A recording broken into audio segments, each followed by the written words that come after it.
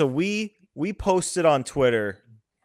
We asked for some listener DMs, and just to preface it, we're going to be doing this more often. So we're going to be doing one per episode. Listener DM, listener question. Pat's going to own this segment here, so Pat's going to get to pick. And Pat, I believe, has it ready. So Pat, who'd you pick? Who submitted the question? What do you got? I did. I picked Sean Bergeron's question. Shout out Sean at Bergeron_MLB. Sammy, perfect segue because his question perfectly correlates to that. As you mentioned, for the past 7 odd years, it's felt like the Red Sox have not fielded a ground ball cleanly. Mm-hmm. So Sean Bergeron asks, and stick with me because there's a lot of really good stats in here, and that's why I picked it. Among pitchers with 120 innings pitched last year, Max Fried ranked 3rd in ground ball rate, Tanner Houck 5th, Brian Bayo 9th. Those 3 ranked 43rd, 69th, and 57th respectively out of 107 pitchers in strikeout rate. Ground balls are obviously good outcomes for pitchers, but strikeouts are better. Does it concern you guys at all adding Fried would make 3 out of the 5 starters heavy ground ball guys, particularly considering the team has struggled with infield defense over the past several seasons? A healthy Trevor Story would help things, I get that, but I have a hard time counting on him to be healthy. Do you think the Red Sox would be better off going after a pitcher who strikes more hitters out at the top of the rotation, knowing that at times they're going to have a hard time helping Max Fried achieve his best possible results? Yeah, fair question. Fair question. If you look at it like 3 types of pitchers, guys who induce ground balls, guys who induce fly balls, guys who get a lot of strikeouts. Obviously, I think everyone would prefer the strikeout pitcher. That's why me personally, Garrett Crochet is still my number 1 guy that I want.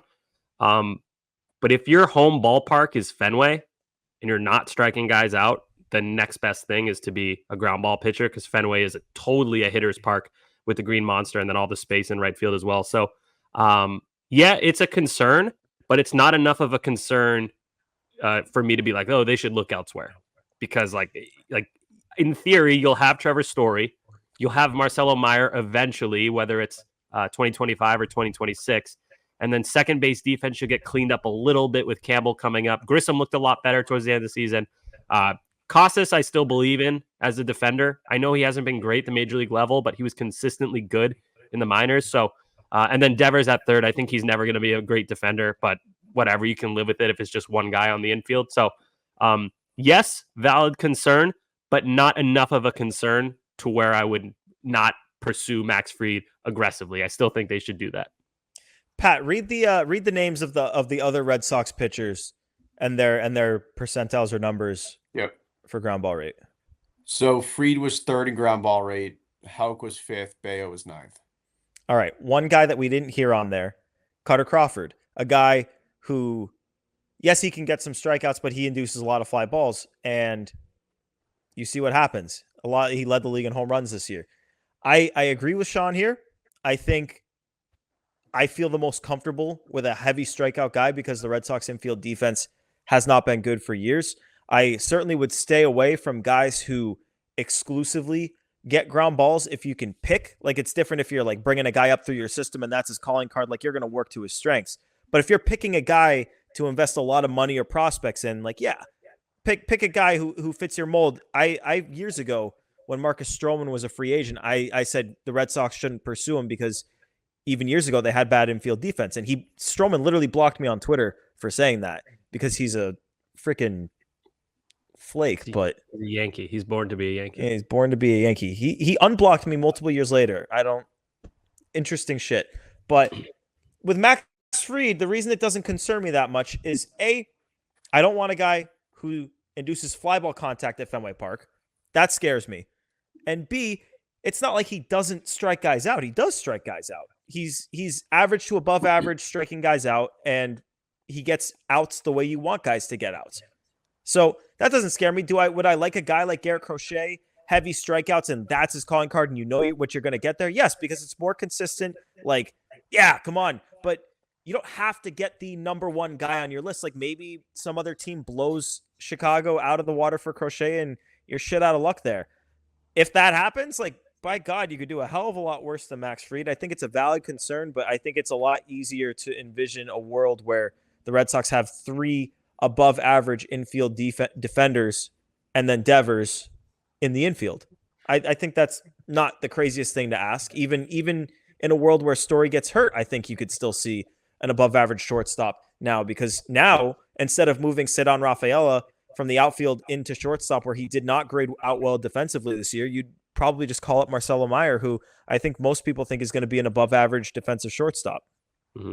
Also, one thing I've noticed lately, like trend wise with Red Sox fans, and I'm not talking about Sean, who left us that great question, and I feel like this is the fallout from Chaim Bloom's tenure. Too much focus on finding like the perfect, flawless fit, rather than this guy will help the team. It's not perfect, but it makes the team better. Let's go for it. Like, there few times are you going to find a perfect fit.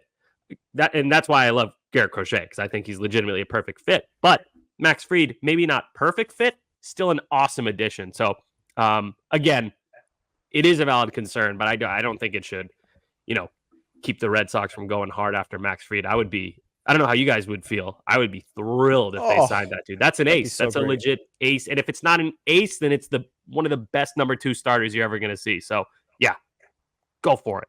Yeah, I'm kind of in the same boat. I think the 1A should be Crochet, one of the Mariners guys. 1B, like a close second, 1B is Fried.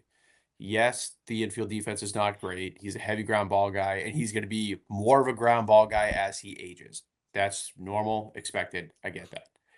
That being said, he's not strictly a ground ball guy. He does strike guys out. He does pitch to soft contact. So I get the concern, and if they rolled out the same infield defense they had this year, minus Story, then yeah, I would really have second thoughts. The defense in 25 should get better. You will have a healthy Story. Devers will be Devers. Casas will be healthy. Ideally, you have Campbell, or even a little bit better Vaughn Grissom at second. You should get better. A year after that, you definitely have Campbell up. You have Meyer up. Story, who knows where he goes. Maybe he goes to third, Raffy DHs. It's the infield defense is going to solve itself out. Yep. To the point where maybe year one won't be tremendous, but after that, it's not really much of a concern. I think in conclusion here, it's not that the Red Sox should not be avoiding ground ball pitchers. They should be putting a team out there that can sustain ground ball pitchers, because you play in a ballpark where having fly ball pitchers leads to a lot of damage, especially if you're facing a team that's heavy on right-handed hitters, or even on left-handed hitters, because they go the other way. But especially guys that with a team with righties that can pull the ball, you don't want guys fly ball pitchers there, because you've seen the amount of cheapo home runs that just bloop on over the wall, or even just flyouts that become doubles. Remember when the Red Sox were talking about the idea of Andrew Heaney? And I'm pretty sure the three of us were all like, no, please don't get him, because he is one. He's left-handed. When was it? When was it? Because I may not have been fully against that one. Depends. I think it was last off season or 2 off seasons ago. I'm not sure. Like right when we started. But that's a guy who has a 7% ground ball rate. And he's left-handed too. So at Fenway, left-handed, low ground ball rate. That is so scary to me. So Max, maybe some ground balls get through that shouldn't, namely ones that are hit to third with Max Fried, but it's better than them getting hit to New Hampshire. Sammy, another thing based off of what you just said, you said lefties who induce ground ball, lefties or fly ball lefties, like bad idea. The Red Sox don't have any lefties in the rotation. And when Bradfo and I were talking to Lucas Giolito and Rob brought up the whole Max Fried thing, the first thing that Giolito said was, you look at the depth chart and there's no LHP, no left-handed pitchers in that starting rotation. Clearly something that he thinks is important. I think it's important. I think the Red Sox hopefully think it's important. And the two guys that we just brought up here, I think probably our collective favorite free agent target in Max Fried, and our collective favorite trade target in Garrett Crochet, both LHP. Well, there's also, if they could talk James Paxton out of retirement, they could get him for pretty cheap. What do you think about that? Martin Perez, lefty.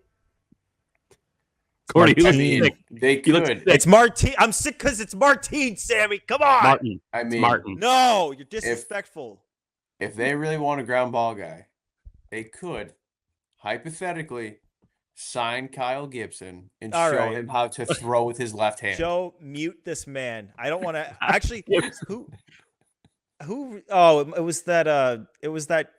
MLB executive burner was like suggesting the Orioles go re-sign Kyle Gibson again. I was like, yes, please do it. Because he's not bad, but I mean, if the Orioles go another offseason without, and granted, they traded for Burns last year, so I guess I can't really pull that card. But if they don't replace Burns with another ace, oh God, what? That'd be I hope Orioles they waste though. this window. That would be so Orioles for them to be like, well, we lost Burns, but we expect Grayson Rodriguez to step into that role this year, and everyone would be like, okay, maybe. But then who fills Grayson Rodriguez's role? You still need more guys. You want to know who fills in Grayson Rodriguez's role? Oh, God, tell me. Trevor Rogers. He's going to be a comeback player of the year next year. God, you heard it here first. I don't know why you like that, dude. I love Trevor Rogers. That's my dude. Kyle Gibson, you make fun of him. He's never been bad. For a pretty good reason this year. He gets good extension. No, he was very mid. 4.24 ERA. Not striking many guys out. But innings. 100, almost 170 innings, 169.2. Read his last few years of innings. I bet he's gotten to 200 before, hasn't he? Come on. Yeah, he got 192 in 2023, so we can call that 200. Yeah, that counts. That's 200. Everyone call it 200 for old Gibby. That's like Gibby. That's like when the Red Sox talk to Juan Soto, they'll offer him like 125, but really it's 500 if you think about it. Sure. Yeah, watch the Red Sox be like, we got Sonny Gray. Oh, it would be that bad. It'd just be like kind of like, okay. I guess that's good. But 203 strikeouts, so he's still good. Hey, man, yeah. He's definitely proven he can pitch in the AL East before too. Craig Breslow, if you're listening, Craig Breslow, don't do that. Don't do Sonny Gray. You could do better than that. He's probably listening, being like, "Damn it, I was gonna go for Sonny Gray, but now I'm not."